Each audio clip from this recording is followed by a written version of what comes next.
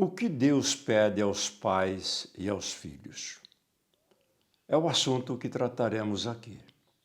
Mas antes de prosseguir neste assunto, vou fazer a leitura de alguns versículos do Salmo 34, versículo 11 ao 16. A palavra do Senhor diz: Venha, meus filhos, ouçam-me e eu lhes ensinarei o temor do Senhor. Quem de vocês quer amar a vida e deseja ver dias felizes? Guarde a sua língua do mal e os seus lábios da falsidade. Afasta-se do mal e faça o bem. Busque a paz com perseverança, porque os olhos do Senhor se voltam para os justos e os seus ouvidos estão atentos ao grito de socorro. O rosto do Senhor se volta contra os que praticam o mal, para apagar da terra a memória deles. Quando pensamos num assunto como este, que Deus pede aos pais e aos filhos, já pensamos de imediato na família. Porque a família, ela não aconteceu por acaso, nem apenas ela se desenvolveu dentro de um tempo, de um contexto social, por um fato que naquele momento foi necessário. Não foi isto. A família foi planejada por Deus. Ele fez existir a partir da sua palavra. Deus criou a família e deu ordens específicas e concisas como seria a família. O que Deus decidiu fazer, Ele trouxe à existência. Foi determinado como ela deveria ser formada, qual era o seu propósito e as responsabilidades dos pais. Por esta razão, o contexto bíblico convida os filhos para ouvir os ensinamentos, como andar no caminho do Senhor.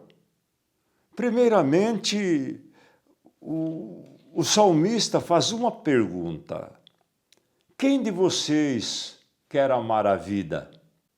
Olha a pergunta que ele faz. E deseja viver dias felizes e ter longos anos de vida. Ele faz uma pergunta interessantíssima. Em seguida, ele dá uma conclusão imediata à pergunta. Os olhos do Senhor se voltam para os justos e os seus ouvidos estão atentos ao grito de socorro. Ou seja, o ouvido de Deus está atento para responder às nossas orações. Mas o rosto do Senhor se volta contra os que praticam o mal, para apagar da terra a memória deles. O mal, o pecado, o erro é tão grave que Deus procura apagar a própria memória daqueles que não querem caminhar os princípios retos da vida. A Bíblia, o que ela faz? O que ela ensina? O que ela recomenda? Aparte-se do mal e ensine o caminho que Deus ordenou. Essas coisas somente os pais conseguem fazer com seus filhos com auxílio divino.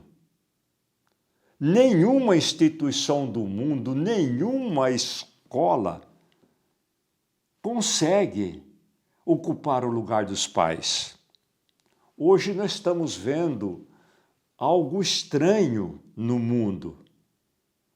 As pessoas estão entregando seus filhos às instituições que Deus preparou, se aprendem dentro da família, dentro dos lares, por meio do amor, da presença do Espírito Santo, da presença do poder de Deus, dos anjos divinos, porque os lares que ouvem a palavra de Deus, eles são visitados continuamente pelos anjos do Senhor. Nós recebemos apoios sobrenaturais. Nós recebemos a força e o poder de Deus. Uma família bem estruturada não é obra do acaso, mas é o fruto de princípios vividos. Um lar, ele não depende da sorte, mas é o resultado de uma vida construída por meio das recomendações contidas na Bíblia Sagrada. Onde não existem os princípios bíblicos, os membros da família se perdem entre o que Deus pede e o que a sociedade secular impõe como conduta. Não podemos esquecer que os filhos são resultados daquilo que os pais fizeram ou deixaram de fazer. Hoje o materialismo, o entretenimento, a mídia, vem ocupando espaço nas famílias e na igreja, ou nas igrejas. Isso acontece geralmente porque não há restrições ao uso dos meios de comunicações, televisão, internet, celulares e outros. Consequentemente, a natureza ou a mente humana, ela se fecha para as coisas espirituais. O que é eterno fica para segundo plano. Talvez nem isto. É o que nós entendemos pela palavra de Deus. Por outro lado, existem muitos produtores de conteúdos televisionados ou cinematográficos que fazem fortunas com relação aos jovens. Ou seja, até explorando os jovens, porque os jovens e adolescentes são mais fáceis de ser conquistados nessas mudanças. E nós não somente permitimos, como também concordamos quando não disciplinamos o uso dos meios de comunicações. Muitas escolas estão ensinando coisas estranhas, que contradizem tudo o que acreditamos e o que a Bíblia Sagrada ensina. Por outro lado, muitos pais colocam TV, internet nos quartos dos filhos ou permite o uso do celular sem restrições. Para entender o que é prejudicial aos filhos ou à família, é preciso fazer uma leitura com a ótica bíblica.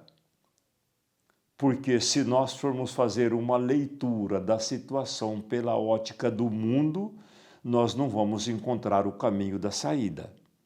O caminho é a perdição. Deus deseja solucionar todas as dificuldades das famílias de qualquer natureza. Portanto, os pais precisam se colocar à disposição de Deus por meio dos ensinamentos da Bíblia Sagrada. Precisamos fazer isso para poder colocar sempre o que é bom dentro de nossos lares. Por que somos ou devemos ser responsáveis pelos nossos filhos? Porque os filhos pertencem a Deus. A Bíblia Sagrada diz, conforme está registrado em Isaías capítulo 8, versículo 18, que os nossos filhos devem ser sinais das soberanias e do poder de Deus na terra, do domínio de Deus na terra. Os pais são os agentes responsáveis pela continuidade da existência humana que teve início no Éden. E o Salmo 127, versículo 3, conclui: os filhos são herança do Senhor, uma recompensa que Ele dá, que Ele nos concede, para que nós pudéssemos ter uma família e sermos felizes. Os filhos não pertencem a nós.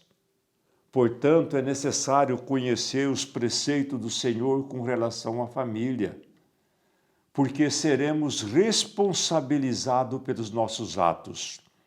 Se os pais forem omissos, responderão pelos erros de seus filhos diante do tribunal divino. Os pais não participam dos pecados dos filhos se não foram omissos ao educar seus filhos. A maioria das atitudes dos filhos são resultado do que eles aprenderam dentro do lar. Nós temos que ter isso em mente. Eles não têm como dar algo à sociedade ou à igreja se eles não receberam dentro da sua casa. Não adianta depois questionar ou reclamar dos filhos. E quanto aos filhos, Deus os abençoa quando eles honram os seus pais, quando eles dão ouvido aos seus pais no Senhor, diz a Bíblia.